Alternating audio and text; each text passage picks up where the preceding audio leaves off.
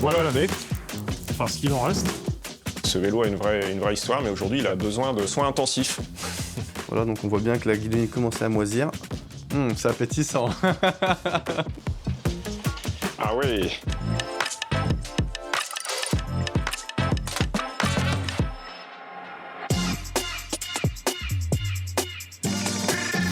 C'est sur les routes de Saint-Benoît-sur-Seine qu'on retrouve Jérôme. Cet ancien athlète de haut niveau souhaite refaire son vieux vélo pour lui donner une nouvelle vie.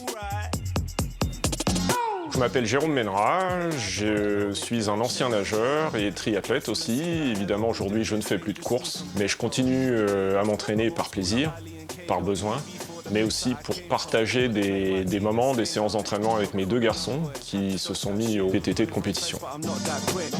Le vélo, c'est un cycle. Au travers du triathlon, je pratiquais le vélo et aujourd'hui, c'est ce qui rassemble la famille.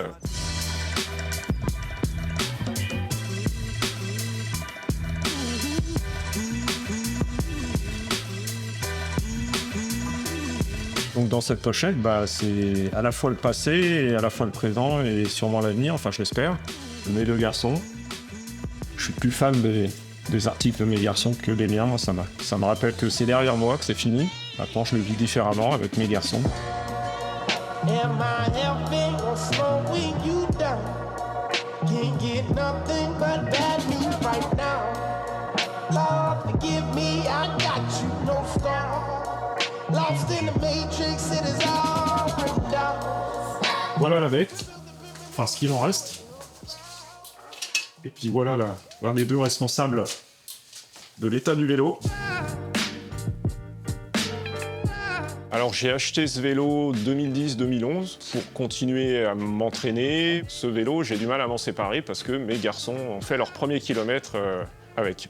Il manque quelques morceaux parce que c'est mes deux fils donc, qui ont commencé dessus, l'ont progressivement désossé, on va le dire.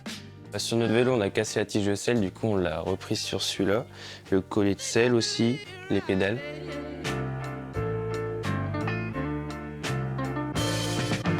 La transmission, non. Elle n'a jamais été changée J'ai depuis. jamais changé la transmission. La chaîne sûrement une fois, mais pas la cassette. La direction, elle est complètement bloquée. Faire un passage de gaine peut-être un peu plus propre. Comme sur les vélos d'aujourd'hui en fait. C'est un vélo qui a encore de belles heures devant lui, s'il est remis en état, je pense. Ce vélo, je l'emmenais en vacances et puis je m'entraînais tout au long de l'année, donc il a parcouru quelques dizaines de milliers de kilomètres sans difficulté. Donc sur une machine, on a toujours des flashs, des souvenirs. Ce vélo a une vraie histoire, mais aujourd'hui, il a besoin de soins intensifs. Salut Alexis, je te confie la bête, elle a besoin d'un sérieux lifting. J'ai vu ce que tu avais fait dans d'autres épisodes, donc je suis certain que tu sauras en faire une belle Formule 1.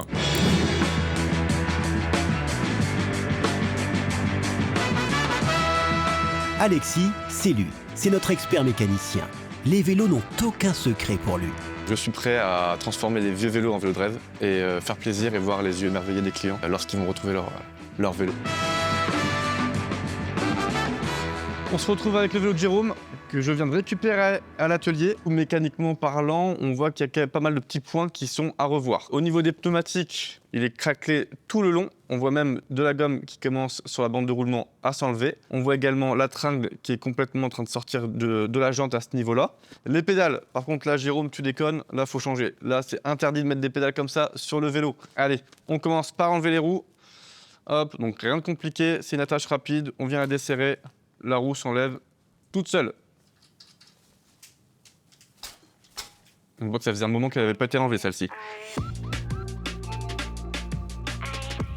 Donc là, comme la cuvette est bien grippée, je vais me donner un bras de levier un peu plus conséquent pour essayer de l'enlever.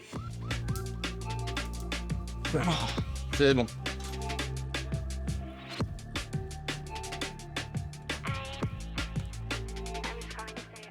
La chape de dérailleur revient très très bien. Les galets sont très propres. Le dérailleur, ça je suis quasiment sûr qu'on va pouvoir le garder. Maintenant que j'ai enlevé les dérailleurs, je vais pouvoir enlever les gaines qui m'embêtent. Donc là, on voit qu'il y en avait fortement besoin. Le câble est rouillé et les gaines, les embouts sont complètement oxydés également. Comme la potence et le cintre sont en très bon état, on va les garder. Je vais enlever l'ancienne guidoline puisqu'elle est complètement moisie et on va enlever les leviers du cintre et ça va nous permettre de pouvoir nettoyer le cintre comme il faut pour poser les nouveaux leviers, mais également la nouvelle guidoline. Hop. Là, on voit au niveau des leviers, ça a commencé. On voit la moisissure. Voilà, donc on voit bien que la guidoline commençait à moisir. C'est appétissant. Si on ne fait pas en temps et en heure, la moisissure et la transpiration peuvent venir ronger l'aluminium. Là, on voit bien que ça a commencé à attaquer le cintre, mais pas suffisamment pour le traverser. De toute façon, une guidoline, quand on l'enlève d'un vélo, on la repose pas. C'est poubelle et on change.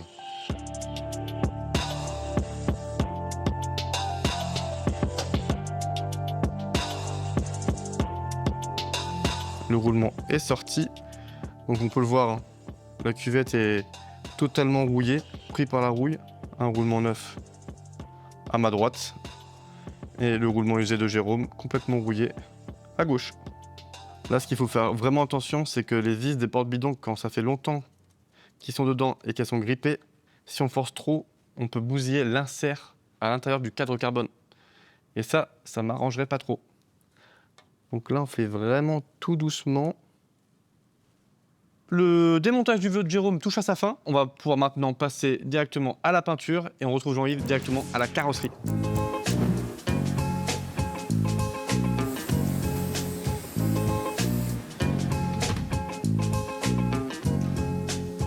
Un cadeau. Dis-moi tout.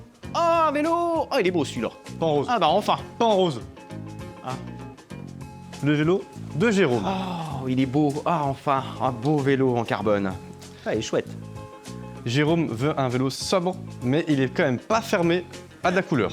Et il n'y a pas de réparation de carbone, il n'est pas fissuré, Non, rien du tout. Le vélo est nickel. Je tablerais bien sur un bleu nuit. Il va être noir à l'ombre et quand tu vas être au soleil, on va voir que des reflets bleus avec la marque du vélo d'une autre couleur. Est-ce que tu te sens de taille pour le projet de Jérôme? T'inquiète pas pour moi, occupe-toi de monter tes pédales.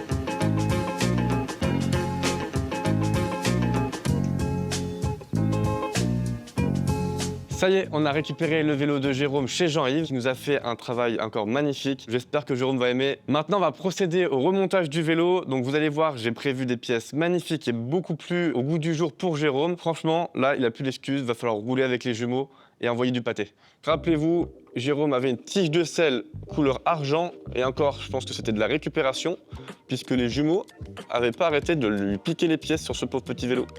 Donc là, on a mis une tige de selle toute neuve noire avec un petit collier de selle noir. Là, on met le capot de direction qui va mettre en contrainte tout le jeu de direction et éviter d'avoir du jeu d'avant en arrière. Et on va pouvoir placer notre cintre.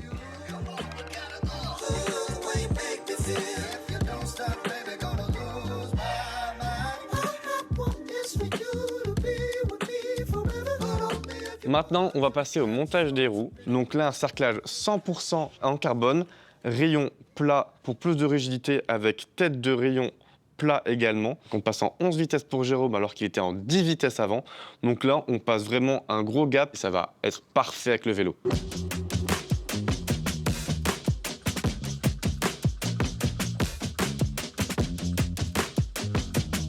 Si avec ça, il fait pas du 50 km/h de moyenne, je comprends plus rien. On va installer les étriers de frein. Donc la petite particularité, c'est que d'origine, très souvent, les étriers de frein sont vendus avec des gommes faites pour les roues en aluminium. Or, là, nous sommes sur une paire de roues carbone. Les gommes aluminium sont trop dures et au freinage risquent d'user prématurément la jante. Donc pour ça, c'est très simple. On est sur des patins type cartouche, c'est-à-dire qu'on peut changer vraiment juste la gomme.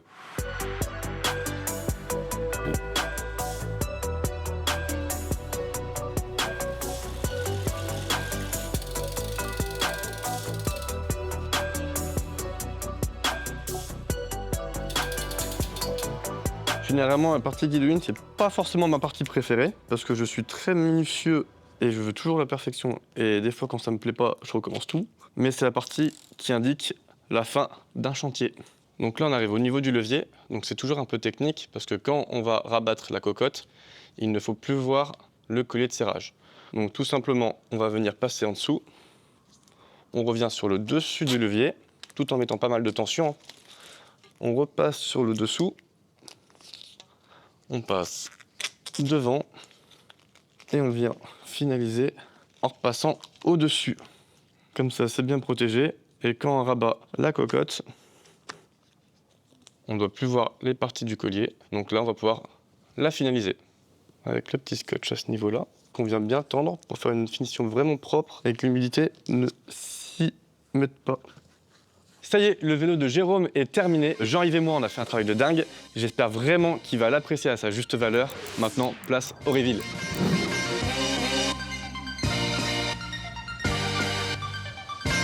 Le premier objectif, c'est que le vélo soit à nouveau roulable. Tout mon entourage a eu connaissance de la couleur du cadre, etc. Je suis le seul à ne pas être dans la confidence, donc ça commence à être long.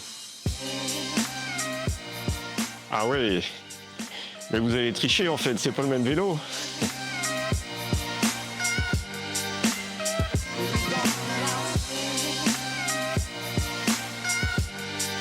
Je reconnais le cadre dans la forme, mais c'est un autre vélo. C'est un vélo que j'ai acheté quand même il y a 14 ans. En fait, il est remis à neuf avec les composants de 2024. Là, les roues carbone, c'est sûr que ça va me changer la vie en termes de réactivité du vélo, de rigidité aussi, surtout. C'est vraiment très beau.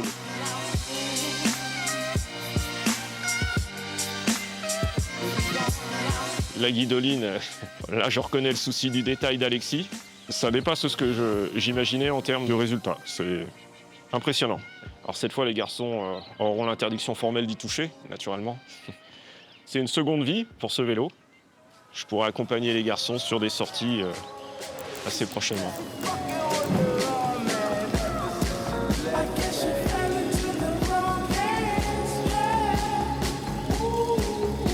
Je retrouve mon vélo. Beaucoup plus nerveux. On sent la nervosité des roues, hein. C'est appréciable.